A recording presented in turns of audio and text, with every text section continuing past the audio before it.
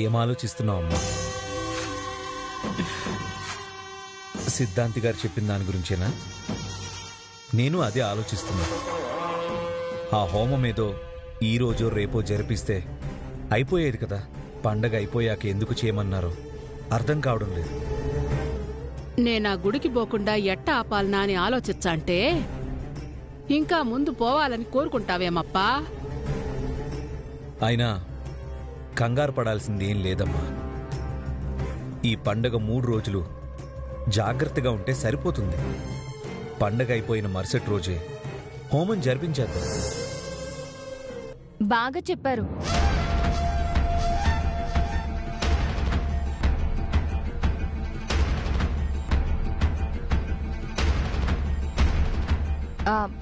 లేకపోతే పరిస్థితులేవో పగబట్టినట్టు ఒకదాని తర్వాత ఒకటిగా అత్తయ్య గారికి ఇలా జరగడం ఏంటి?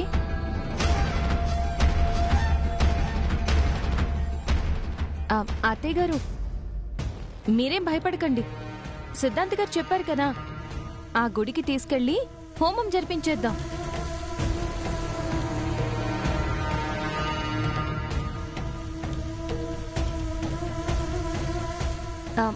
కాఫీ తీసుకోండి అత్తయ్య గారు.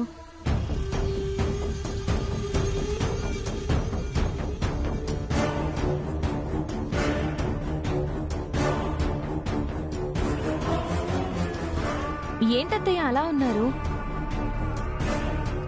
సిద్ధాంత్ గారు వచ్చి వెళ్ళాక మరీ డల్ అయిపోయారు. కాఫీ తీసుకోండి.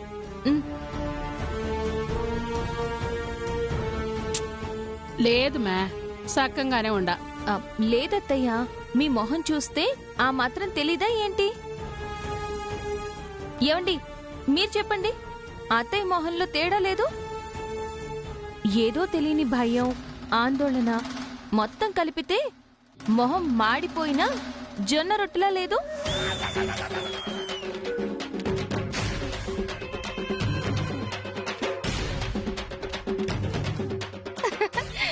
సరిపోయింది. నేనేమో మనసులో ఉన్నది బయటకు అనేస్తాను, ఈ పిల్లేమో మనసులో ఏదనుకుంటే అది అనేస్తుంది. అయ్యో రమ్మా, మళ్ళీ బయటకు అనేసానా? తప్పే ఉంది అత్తయ్య. అనిపించింది అన్నా, లోపల అనుకున్నదే అన్నా. నిజమే అంటాం కదా. కావాలంటే మీరు అత్తయ్య మొహం చూడండి.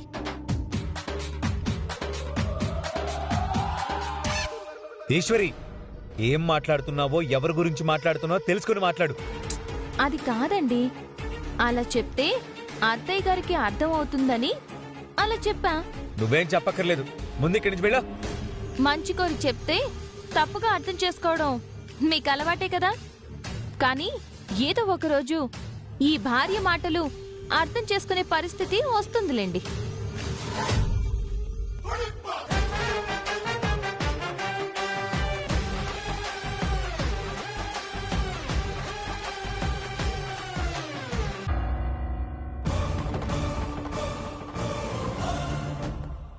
రోజు రోజుకి నువ్వు నాకు దూరం అయిపోతాండావేమోనని భయం వచ్చాండదప్పా.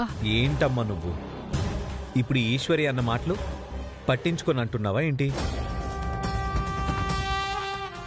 అమ్మా, నువ్వు తాళి కట్టమని చెప్తేనే నేను కట్టానే తప్ప నేను ఇష్టపడి పెళ్లి చేసుకున్నానా? కాదు కదా. నేనెప్పటికీ నీ కొడుకునేనమ్మా. నన్నెవ్వరూ మార్చలేరు.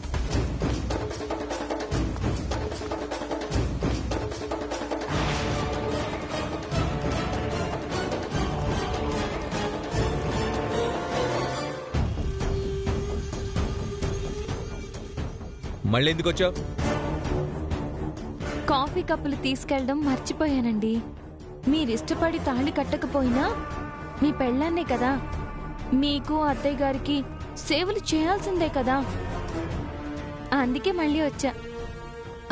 అత్తయ్య గారు, కాఫీ తాగేశారా?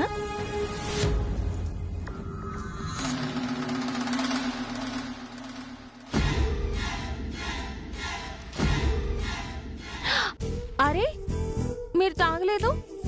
సర్లేండి, నేను తాగేస్తానులేండి.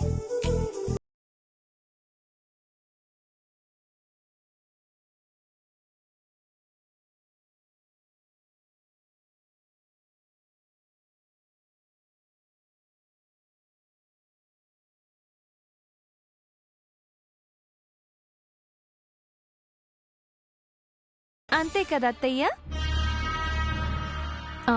సారీ అత్తయ్య, మీకు మావయ్య గారి ఎంగిలి రుచి చూసే అదృష్టం లేదు కదా.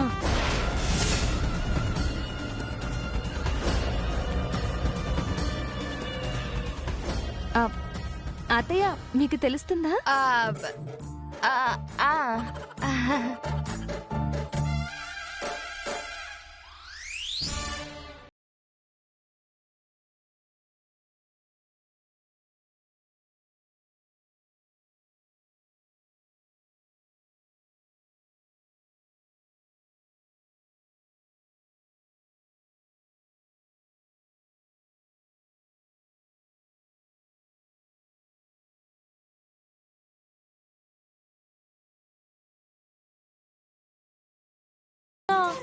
మ్మ్. అయితే ఇక నుంచి ఈ ఇంటి బాధ్యతలన్నీ నావే అన్నమాట. ఏయ్, ఏంటి పెత్తనం మొత్తం నీ చేతికి వచ్చినట్టు మాట్లాడుతున్నావు?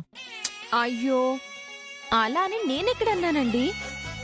కాకపోతే మీరు ఈ ఇంటి పెద్ద కొడుకు, నేను పెద్ద కోడల్ని. కాబట్టి ఈరోజు కాకపోతే రేపైనా ఈ బాధ్యతలు పెత్తనం అన్నీ నా చేతికి రావాల్సిందే. ఇది ఎవ్వరూ కాదనలేరు.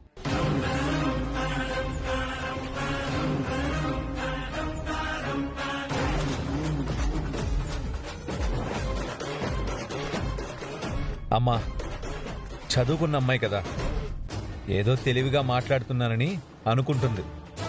నువ్వేం పట్టించుకోకు.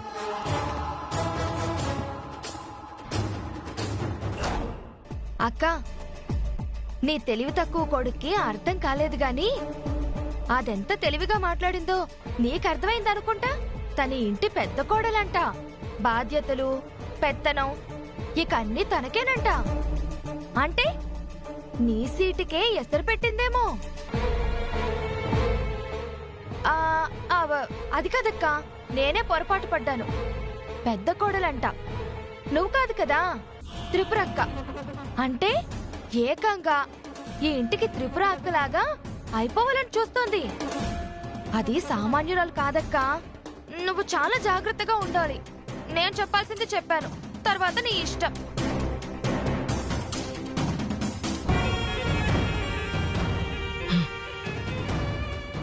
అసలు త్రిపురాంబనే అంతం చేసి పైకి పంపించినాను మే. ఇప్పుడు ఇది త్రిపురాంబ అయితానంటే చూస్తూ ఊరుకుంటానా?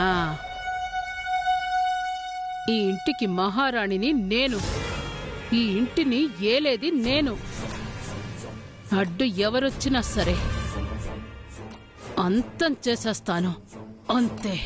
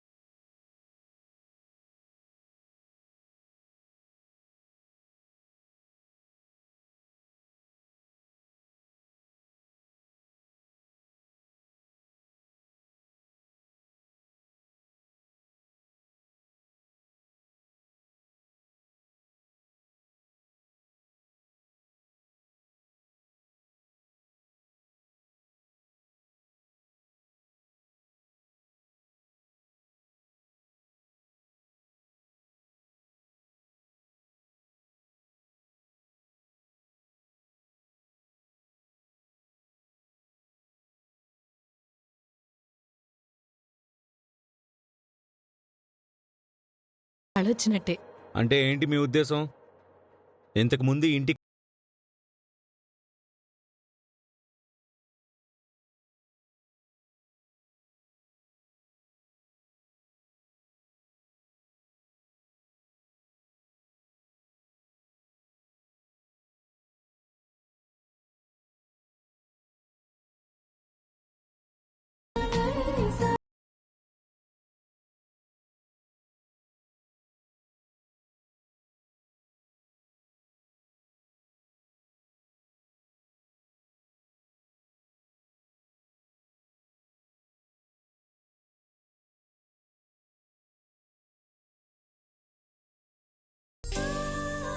ఏ మాటక మాట చెప్పుకోవాలి. వదిన ముగ్గు బాగా వేసింది. ఇందాకన్నా కదా, ఇది పోటీ కాదు కాబట్టి సరిపోయింది. లేదంటే వదినే గెలిచుండేది.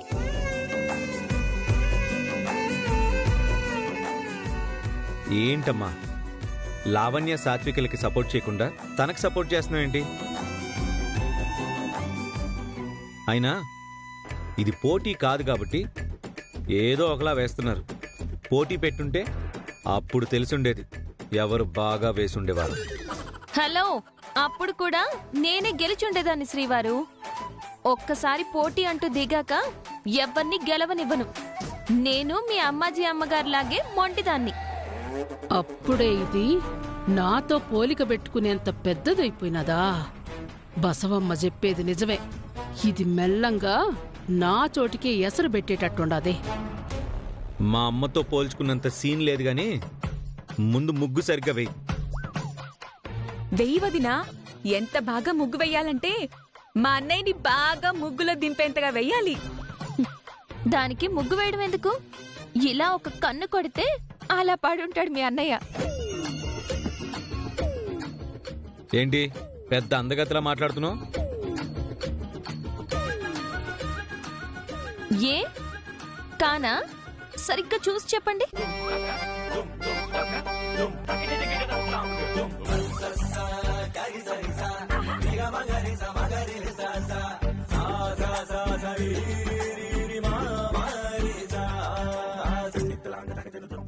నా మీదే రంగు వేస్తావా నిన్ను? అయిపోయావు. ఆగు, ఆగు, ఏయ్.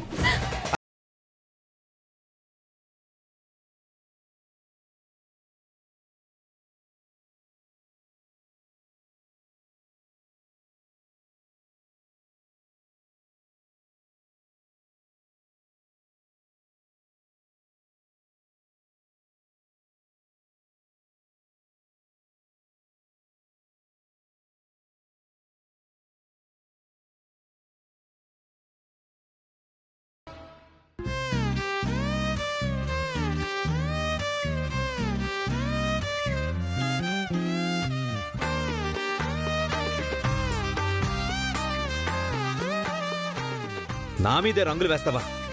నా చేతులు అయిపోయావే.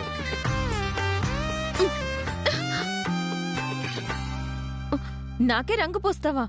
ఇప్పుడు చూడు.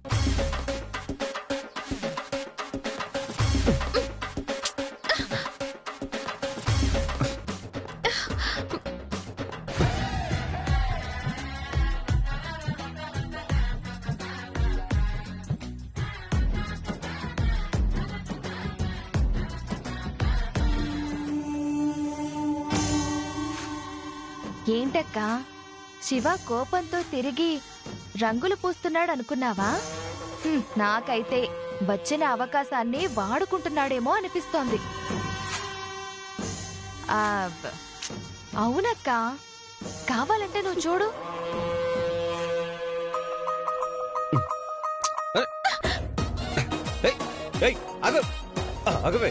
ఒరేయ్ శివ, వదిలేయరా. రేయ్ శివ, ఏంటిది? ఈ రోజు నిన్ను వదిలేది లేదు. నా మొహం మీద రంగులు ఎలా రాసిందో చూడు. వదిలే ప్రసక్తే లేదు. రేయ్ శివ, వదిలే. చూడక్కా, ఎంత గట్టిగా పట్టుకున్నాడో. ఒక్కసారి రాశాడు, వదిలేయచ్చు కదా. వెంటపడి మరి అంతలా పట్టుకుని మరీ రాయాలా? మాటకే నీ గుప్పెట్లో ఉన్నట్టు ఉన్నాడు గాని నిజానికి వాడు పెళ్ళాం ఒళ్ళోనే ఉన్నాడు. మెల్లమెల్లగా శివని గుప్పెట్లోకి తీసుకొని నీ స్థానానికే ఎసరు పెట్టేలా ఉందక్కా. అది మాత్రం నా ఊపిరుండగా జరగనివ్వనుమే. కానీ అది మాత్రం నీ ఊపిరి ఆపేసైనా సరే లాక్కునేలా ఉంది.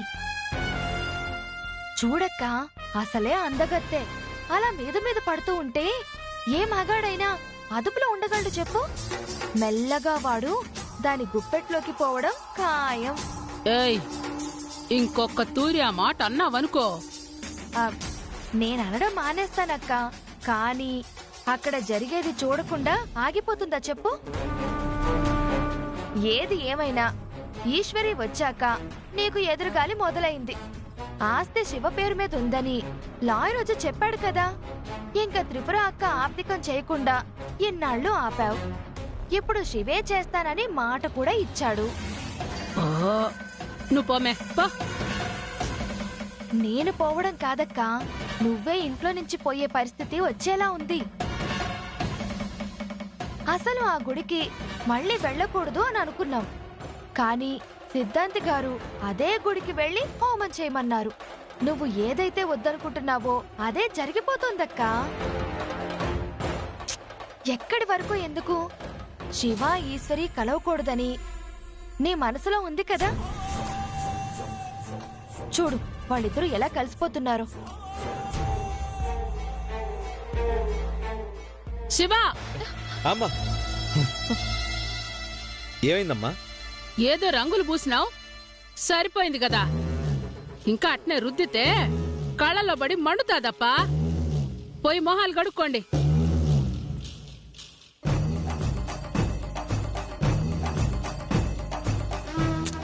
నువ్వు కూడా అట్ట బొమ్మల చూచాయింది మే.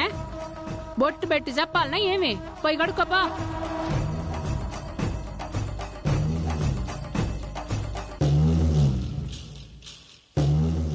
నా కొడుకుతోనే సరసాలాడి నా సోటుకే ఎసరు పెట్టాలని చూచావా? ఇప్పటిదాకా ఆ అనసూయను చంపాలని చూచా అన్నా. కాని దానికన్నా ముందు నిన్నే పంపియ్యాలా. పంపించా, శాశ్వతంగా పంపించా.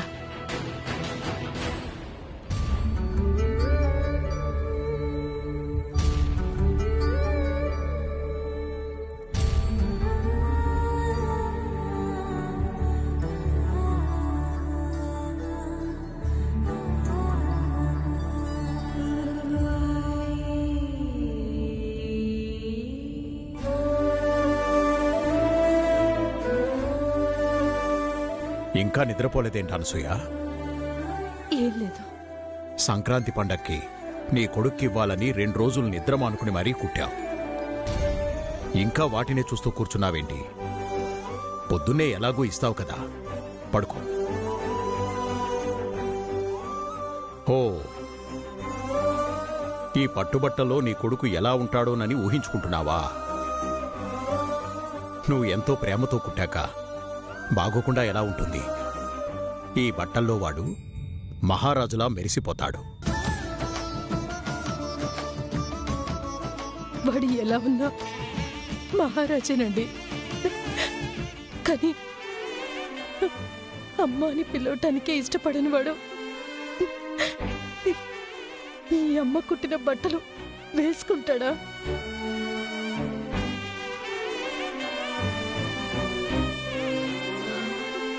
ఇప్పుడిదంతా ఆలోచిస్తూ నిద్రపోకుండా బాధపడుతూ కూర్చున్నావా? అంతకు మించి నాకు వేరే బాధ ఏముంటుందండి? ఒకప్పుడైతే వాడు వేసుకోని దానికి ఎందుకింత కష్టపడుతున్నావని నేనే వద్దని చెప్పేవాణ్ణి. కానీ ఇప్పుడు నాకు నమ్మకం ఉంది అనసూయ, తప్పకుండా నువ్వు కుట్టిన బట్టలు వాడు వేసుకుంటాడు. అసలు వాడి నోటి నుంచి అమ్మా అన్న పిలిపే వినలేనేమో అనుకున్నా. కాని సత్యనారాయణ వ్రతం రోజున పిలిచాడా లేదా? అమ్మాజీ ఈ విధంగా కొడుకుని దత్తత తీసుకుంటుంది, ఇక అమ్మా అన్న పిలుపుకి నోచుకోలేననుకున్నావు. కాని దత్తత ఆగిపోయిందా లేదా? త్రిపుర ఆబ్దికం జరిపించలేనేమో అనుకున్నావు. కాని వాడంతట వాడే జరిపిస్తానని మాటిచ్చాడా లేదా? అన్నీ మనం అనుకున్నట్టుగానే జరిగాయి కదా. ఇది కూడా అలాగే జరుగుతుంది. ఏ దేవుడు తల్లి బిడ్డల్ని విడదీయాలని చూడడు. మెల్లిగా వాడి మనసు మారి మనతో కలిసిపోయే రోజు దగ్గరలోనే ఉంది. చచా, పండగపూట ఎవరైనా కన్నీళ్లు పెట్టుకుంటారా? సంతోషంగా ఈ పండగ జరిపిద్దాం. తర్వాత అంతా మంచి జరుగుతుంది. ప్రశాంతంగా పడుకో. ఒక్క నిమిషం అండి.